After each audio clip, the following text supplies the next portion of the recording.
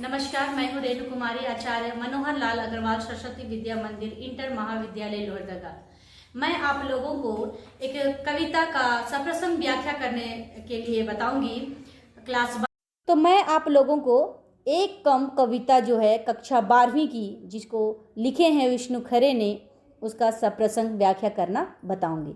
तो सप्रसंग व्याख्या करने से पहले ये जो कविता लिखा गया है, कवि ने किस मद्देनज़र ये कविता को लिखे हैं, क्या आधार मानकर इस कविता को लिखे हैं और इस कविता में क्या कहना चाहते हैं, किनका वर्णन किए हैं, इस बारे में थोड़ा हम लोग जानेंगे। उसके बाद फिर व्याख्या करना शुरू करेंगे।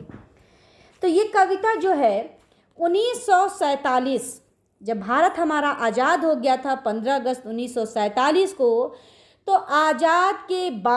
आज़ादी के बाद हमारे देश की स्थिति कैसी है, अमीरों के द्वारा कैसे लोगों को छला जा रहा है, इसका वर्णन यहाँ पर कवि ने किया है।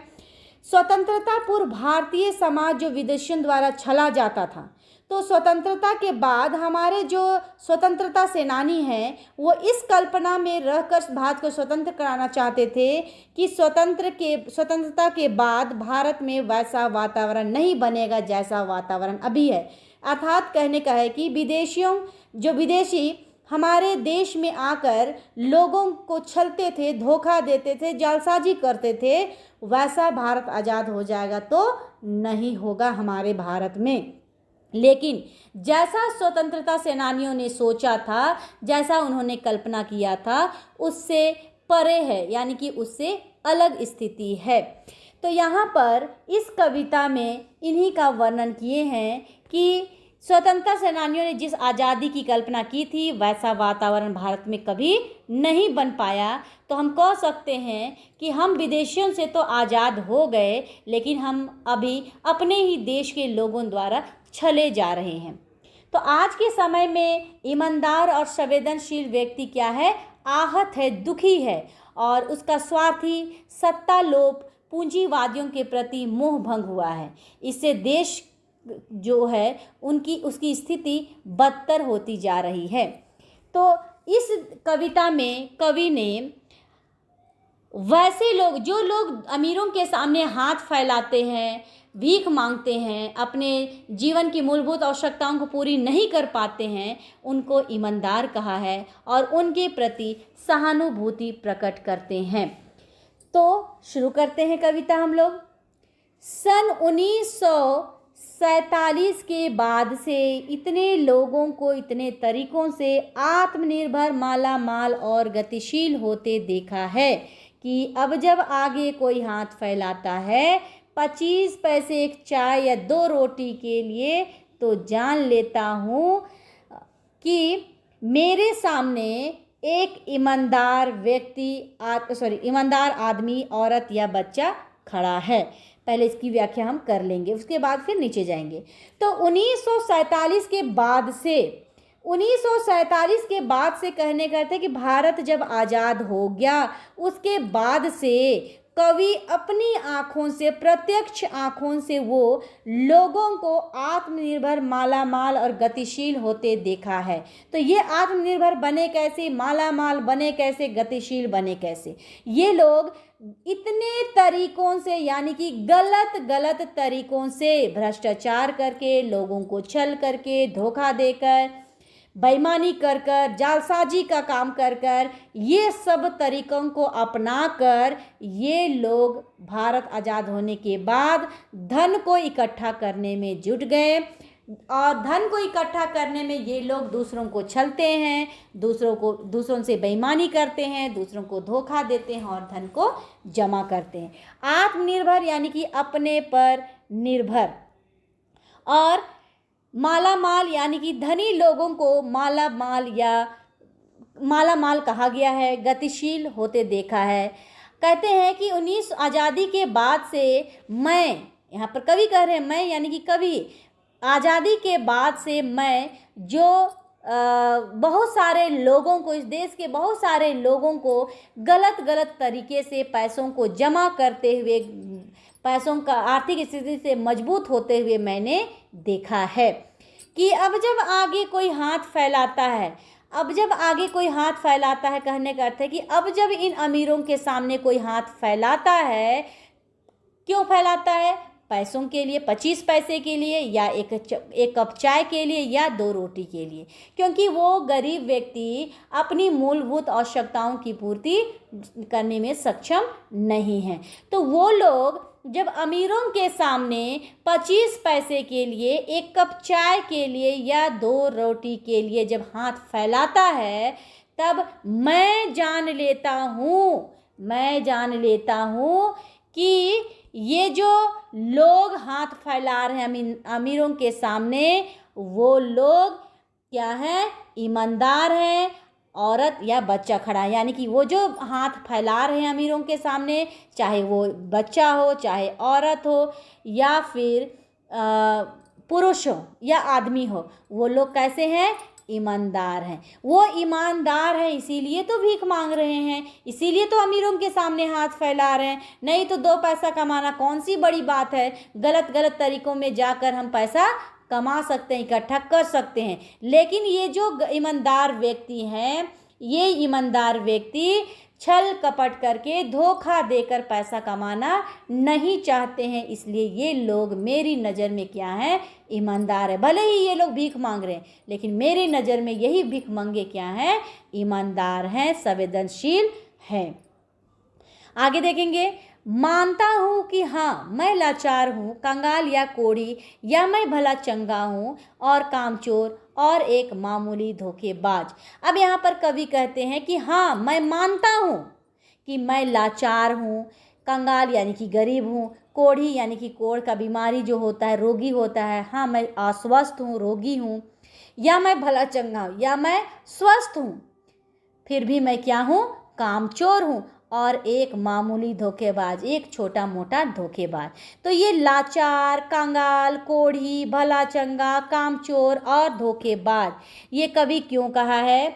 लाचार कहा है, कंगाल कहा है, कोढ़ी, भला चंगा, कामचोर और मामूली धोखेबाज। ये सारा जो है वो अपने लिए प्रयोग करते हैं, इसलिए ये अपने आप को बेबस कहते हैं, लाचार कहते हैं, क्योंकि ये चाहकर भी उन भीख मांगों की सहायता नहीं कर पाते हैं जो अमीरों द्वारा छले जा रहे हैं, जो उनका शिकार हो रहे हैं। उन ईमानदार व्यक्तियों का ये जानकर भी, चाहकर भी उनकी मदद नहीं कर पा रहे हैं। इसीलिए वो कहते हैं कि हाँ, मैं विवश हूँ, मैं लाचार हूँ, गरीब हूँ और अस्वस्थ भी हूँ। अगर मैं स्वस्थ हूँ तो मैं क्या हूँ? कामचोर हूँ और एक छोटा मोटा धोखेबाज भी हूँ। ये धोखेबाज इसलिए कह रहे हैं अपने आप को, कामचोर इसलिए कह रहे हैं क्योंकि ये चाहकर भी ईमानदार लोगों की मदद नहीं कर पा रहे हैं। जो अमीर लोगों द्वारा गरीबों को सताया जाता है, उनके खिलाफ कुछ कर नहीं पा रहे हैं, उन अमीरों के खिलाफ कुछ नहीं कर पा रहे हैं, यानी कि गरीब लोगों की मदद नहीं कर पा रहे, इसलिए अपने आप को कामचोर कहते हैं, बेबस कहते हैं, अपने आप को लाचार बताते हैं। लेकिन पूरी तरह तुम्हारे संकोच, लज्जा, परेशानी या गुस्से पर आश्रित, कहने का यहाँ पर ये है कि मैं तुम्हारी कोई मदद नहीं कर पा रहा हूँ, इसलिए आप मुझे सही समझो या गलत समझो, मैं पूरी तरह से तुम्हारे संकोच, लज्जा, परेशानी या गुस्से पर आश्रित हूँ। लेकिन मैंने अपने को हटा लिया तुम्हारे सामने बिल्कुल निर्लज और निराकांक्षी मैंने अपने को हटा लिया है हर मोड़ से। कहने का अर्थ है कि तुम्हारे सामने बिल्कुल मैं निर्लज हूँ, क्योंकि मैं तुम्हारी मदद नहीं कर पा रहा हूँ, इसलिए मैं अपने आप को शर्म महसूस करता हूँ कि मैं बहुत निर्लज हूँ, बहुत संकोची हूँ, बहुत निर्लज टाइप का हूँ। ठीक है, क्योंकि मैं आपकी कोई मदद नहीं कर पा रहा हूँ। निराकांक्षी मतलब होता आकांक्षा का विपरीतार्थक शब्द। निराकांक्षी मतलब इच्छा रहित, मैं इच्छा रहित हूँ, इसलिए मैं अपने आप को उस भीड़ से हटा लिया हूँ। यानी कि जो ईमानदार व्यक्ति हैं वो अमीरों के खिलाफ संघर्ष करते हैं, मेहनत करते हैं, तो उस संघर्ष में ये कवि अपने आप को वहाँ से हटा लिए हैं। क्योंकि ये इसलिए हटाए क्योंकि वो चाहकर भी उनकी मदद नहीं कर पाते हैं। इसलिए कहते हैं कि मैं धनहीन हूँ, निर्लज हूँ, महत्वाकांक्षी हूँ, इसलिए मैं आपकी कोई मदद नहीं कर पाता, और इसलिए मैं उस भीड़ से, उस संघर्ष से मैं अपने आप को हटा रहा हूँ। मैं तुम्हारा विरोधी, प्रतिद्वंदी या हिस्सेदार नहीं। मुझे कुछ देकर या ना देकर भी तुम कम से कम एक आदमी को तो निश्चिंत कर सकते हो। कहने का अर्थ है कि मैं तुम्हारा विरोधी नहीं हूँ, मैं तुम्हारा प्रतिद्वंदी भी नहीं हूँ, और ना ही मैं तुम्हारा कोई हिस्सेदार हूँ। मुझे कुछ न्याय दो या ना दो, कम से कम एक आदमी से तो तुम निश्चिंत हो सकते हो। यानी कि जो तुम्हारा मुकाबला है, उस मुकाबले से मैं क्या कर रहा हूँ, हट रहा हूँ। कम से कम एक व्यक्ति से तो आप निश्चिंत हो जाओगे कि हाँ वो व्यक्ति नहीं है, तो संघर्ष करने में इजी हो जाएगा। तो यहाँ पर कवि का कहने का अर्थ ये है कि मैं धन कमाना नहीं चाहता, मैं चोरी गलत तरीक़ों से पैसा कमाना नहीं चाहता, और ना मैं उन्नत करना चाहता हूँ। इसलिए मैं इस होड़ से, इस क्या बोलेंगे, उस समूह से अपने आप को, उस मुकाबला से मैं अपने आप को अलग करता हूँ, और आप निश्चिंत हो जाइए कि एक आदमी उस संघर्ष में, उस मुकाबले में कम हो जाएगा। ये कवि का कहना है। अब देखते हैं विशेष। विशेष में पहला होगा कि ये 1947 के बाद भारत की स्थिति का वर्णन किए हैं कि हम लोग फिर गुलाम हैं या अभी भी आज़ाद हैं। ये कवि का कहना है कि 1947 के बाद के भारत के जीवन का वर्णन किए हैं, और यहाँ पर कहते हैं जो लोग भ्रष्टाचार करके पैसा कमाएं उन लोगों के प्रति आक्रोश व्यक्त करते हैं। और तीसरा होगा कवि समाज में जो ईमानदार व्यक्ति हैं, मेहनती व्यक्ति हैं, संवेदनशील व्यक्ति हैं, उनके प्रति सहानुभूति प्रकट करते हैं। ये नैतिक मूल्यों के पतन पर चिंता भी व्यक्त की है कवि ने। चौथा हम लोग कहेंगे कि छंद मुक्त कविता है ये, सरल सहज शब्दों में लिखा गया, खड़ी बोली में लिखा गया, बोलचाल की भाषा में है, मानवीय मूल्यों के प्रति दृढ़ विश्वास है। ठीक है, तो ये सब आपको विशेष में होगा। नेक्स्ट वीडियो में इन्हीं का लिखा हुआ मैं कविता पढ़ाऊंगी, उसका सप्रसंग व्याख्या करना बताऊंगी, सत्य। आज के लिए बस इतना ही। धन्यवाद।